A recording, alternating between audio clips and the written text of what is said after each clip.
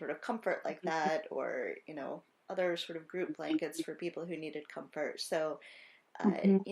it's been important to me to sort of make most of that knitting be for something outside of myself. Mm-hmm. So Yeah. that leads me into, I think, what's my final question, although it's kind of a potentially complex one. Mm-hmm. Um, but I've been thinking some about this idea of craftivism, which is important to me, but whether that takes away at all from the energy that could be used in other parts of political activism. So, sort of trying to figure out what's the value of craftivism as craftivism versus the potential for it being kind of almost a safety valve where our emotions go into that instead of other Mm-hmm. projects. And so I have some of my own thoughts about that, but I was wondering if you have any reaction to that. I think it depends on what the project is. I think that that's really important. And I find that a lot of times people have used craftivism as a way of moving towards political activism, um, as a way of sort of realizing what they can do and how they can, make a difference. And I think with Welcome Blanket, it's a clear thing you're doing for someone else for a very specific reason.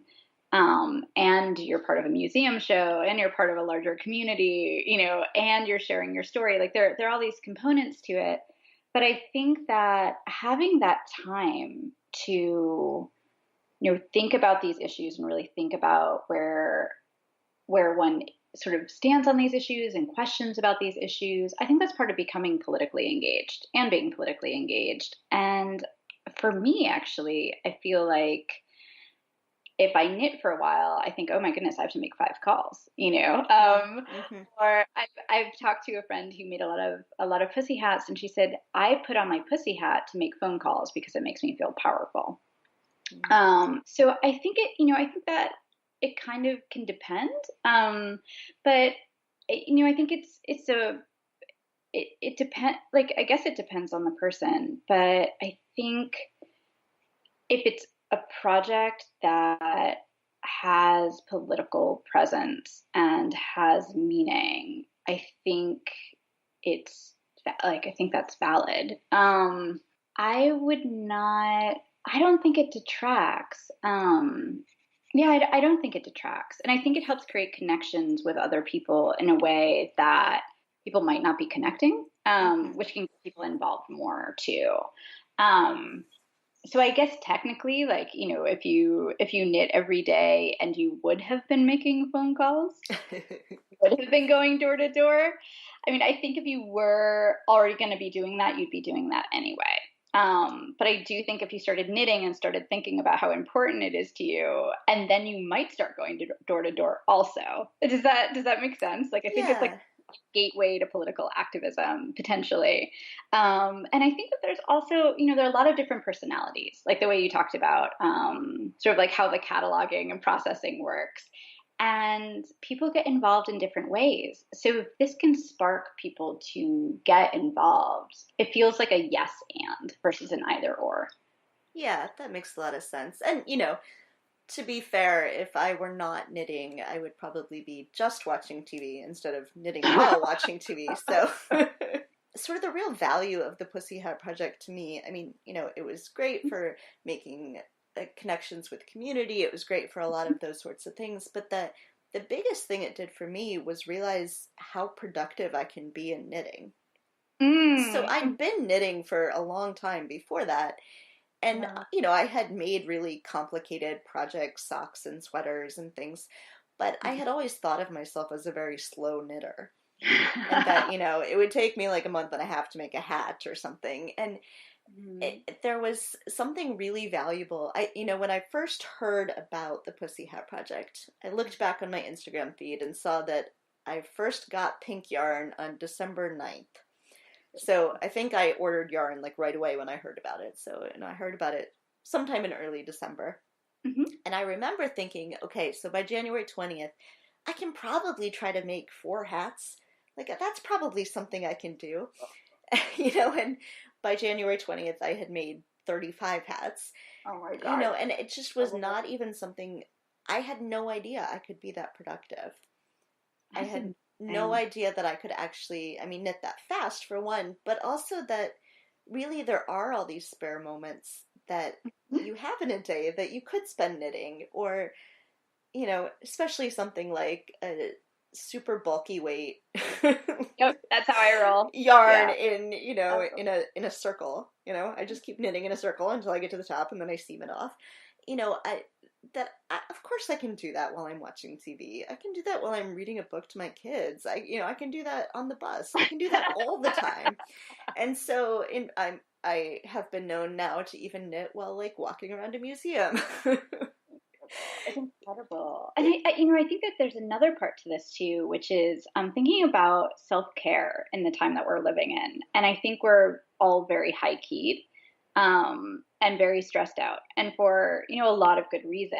And knitting's been shown to basically have the same effect as meditation. But I'd also add that, what you said, like you can be so productive. So you can meditate for half an hour or you can knit for a half an hour. And everyone should choose what works right for, best for them. But I really love when I knit to actually see what I've done, like sort of that process of like counting and adding and, creating something. It's really empowering. It's, very, very cool. And I think it also chills me out a lot. And I think the calmer we are, the better we can, plan and not just react, So I think that Yes. that's a really big part of knitting is like, it's a political act. And yes, I think self-care is part of that. Very much so. Yeah, well, and I think, it definitely helped me discover. So, realizing how productive I could be, I think translated then into being productive in other areas. So true. Realizing, yeah, I might have little kids and I work full time, but that doesn't mean I can't once a month go to an indivisible meeting, or, make Have some a phone calls, and so I think it helped that. It also helped a great deal with my level of creativity. so Because, cool. I've knit at this point like 109 pussy hats, something like that. I've got one on the needles right now next to me. Amazing. But, at a certain point, it gets really boring. And so I found all sorts of other things I could do with it. So I made rainbow pussy hats and Yeah, a pussy hat with whales on it, and, made absolutely. made Yeah. colorwork ones that said resist, and I actually Yeah. made one, a lace pattern that I ended up putting as a pattern on Ravelry because people were asking me about it, and so that sort Cool. of thing that I had also never played with my knitting that way before. And That's so really cool. yeah, it was really neat to be able to sort of use that as kind of a blank slate to create onto.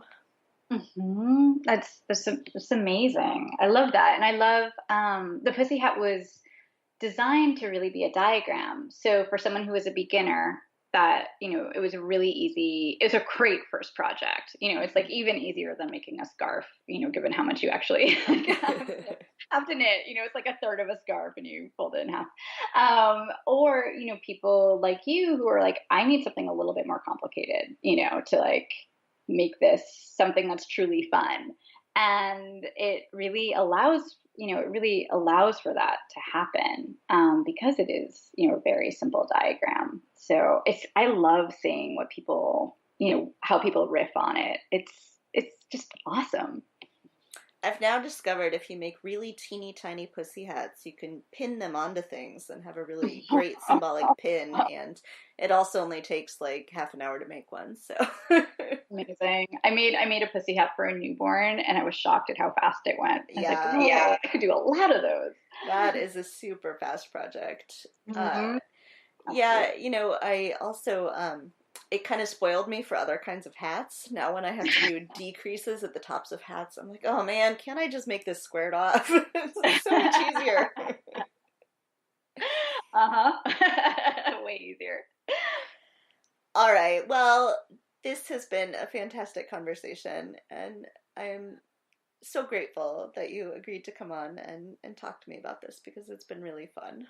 Oh my goodness, it's such a pleasure because I feel like I've now met you in person twice, and it's so nice to actually have a conversation without 15 things happening.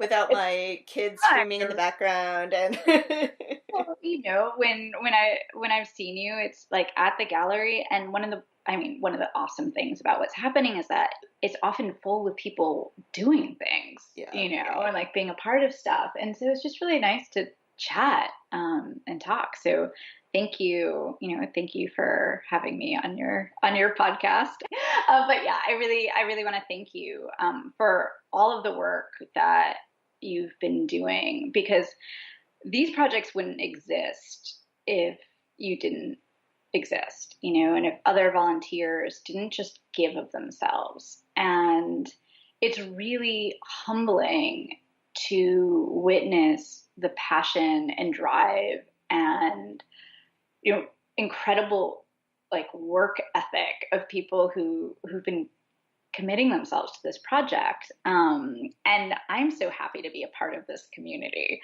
It's wonderful and humbling and a total joy. So yeah, I just want to thank you for bringing your laptop and your kids, and having your podcast and making 109 pussy hats and I don't know how many welcome blankets.